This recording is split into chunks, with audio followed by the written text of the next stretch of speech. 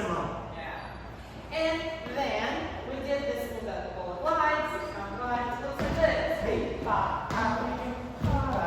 leaders in front and bring their partner with them. Forward, stay in place on the first triple step, and then get scooped. Don't run forward right away until you feel like you're being led forward.